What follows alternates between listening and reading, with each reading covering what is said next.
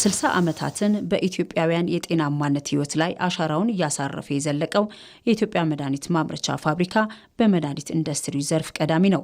እንደ ቀዳሚነቱ ሁሉ በአይነትም በጥራትም መድኃኒት የማምረት አቅሙ አሁን ላይ በእጅጉ አድጓል። የሀገርና ህዝብ የጤና የጀርባ አጥንትነቱን እያስመሰከረ ነው። አሁን ላይ ኦልሞስት ብዙ ከ150 በላይ መድኃኒቶችን ከ10 ፕሮዳክት ላይ ማለት ሽሮፕ የሚዋጡ ክኒኖች፣ ካፕሱሎችን፣ ታብሌቶችን በማድረግ ከ10 በላይ ላይኖችና 150 በላይ መድኃኒቶችን እያመረትን እንገኛለንና ቴክኖሎጂን ትራንስፈር በማድረግ ሀገር ውስጥም ከውጭ የሚመጣውን ነገር ቀንሶ ሀገር ውስጥ ላይ ማምረት ነው።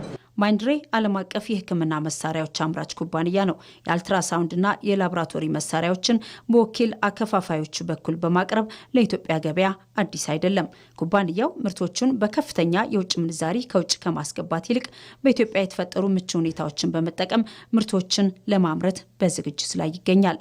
ወደፊት ጥሩ ሰፖርት እናገኛለን ብለን የምናስበው እኛም ሀገር ላይ እቃዎቹ እንዲመረቱ እንፈልጋለን። ከውጭ ከሚገቡ ይልቅ ሀገር ላይ ቢመረቱ ለሀገርም ጥቅም አለው፣ ወጪውንም ይቀንሳል፣ ሞር በቀላሉ ታካሚውም ይደርሰዋል ብለን እናስባለን።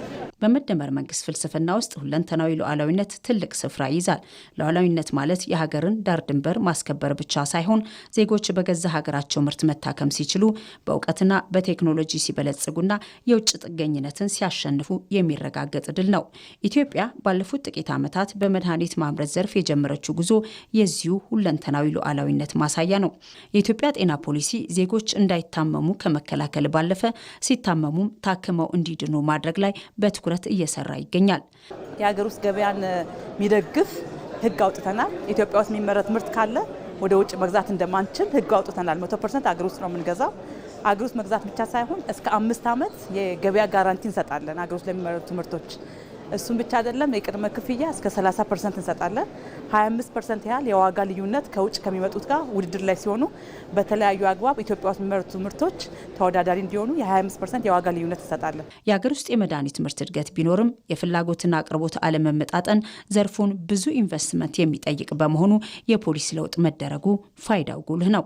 ዛሬ ላይ 2 ቢሊዮን የሚያክል አመታዊ ማርኬት አለው ኢትዮጵያ ማለት ነው። እንደ ሀገር 2 ቢሊዮን የሚሆን አመታዊ የፋርማስቲካል ማርኬት አለን። ይሄ ማርኬት በጣም ትልቅ ማርኬት ነው። ትልቅ ህዝብ ነው ያለን። አቀማመጣችንም የአየር መንገዳችን የካርጎ ሰርቪሳችንም ምቹ ሁኔታ ነው ያለው። ቅሊንጦ ኢንዱስትሪ ፓርክ ምቹ የማምረቻ ቦታዎች አሉ። ብዙ ኢንቨስተሮች እንዲመጡ ነው የምንፈልገው። ጠቅላይ ሚኒስትር አብይ አህመድ ባስቀመጡት አቅጣጫ መነሻነት ዘርፉን ከመርዳትና ከመጠበቅ አውጥቶ ወደ ማምረትና ወደ መወዳደር እያሸጋገረ ነው።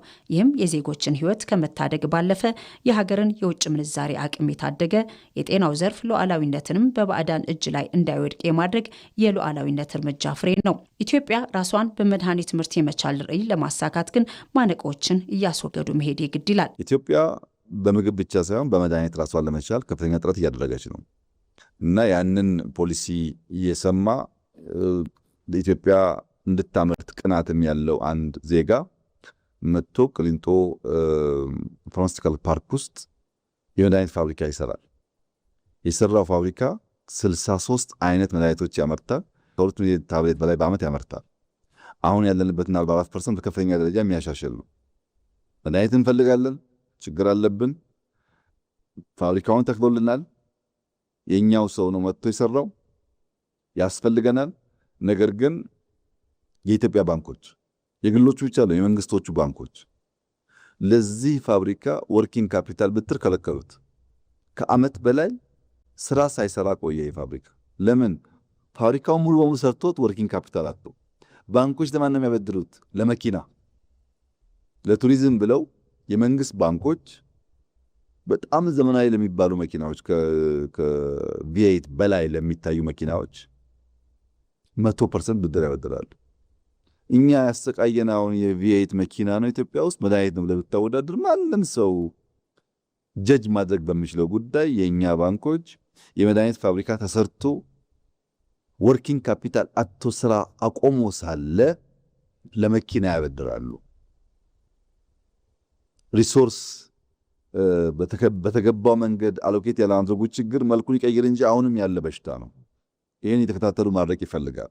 ቀደም ባሉት ጊዜያት ኢትዮጵያ በመድኃኒትና በሕክምና መሳሪያዎች ላይ የነበራት የውጭ ጥገኝነት የጤና ዘርፉን ለከፍተኛ ተጋላጭነት ዳርጎት ቆይቷል።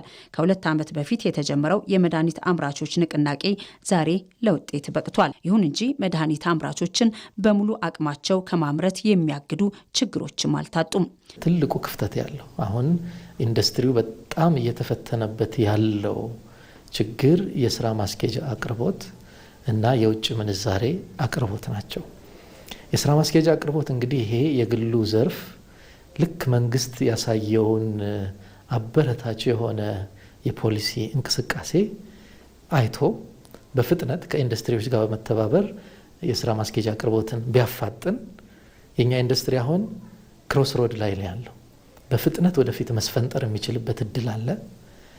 እነኚህ ስራ ማስኬጃዎችን ቢያገኝ ማለት ነው። እና ስለዚህ የኛም ጥሪ እንደ ማህበር ትልቁ ጥሪያችን የሀገር በቀል ባንኮች በሀገር ሀብት የተሰሩ ለሀገር ጥቅም የቆሙ ከ30 ዓመት የዘለለ ክለላ የተደረገላቸው ባንኮች ከእንደዚህ አይነት በጣም አጓጊ አትራፊ ከሆነ ኢንዱስትሪ ጋር አብረው ቢሰሩ ትልቅ እድል ነው ለነሱ። በጤናው ዘርፍ እየታየ ያለው ይህ ትልቅ ለውጥ የመደመር ፍሬ የሆነው የሁለንተናዊ ሉዓላዊነት ጉዞ አንድ አካል ነው።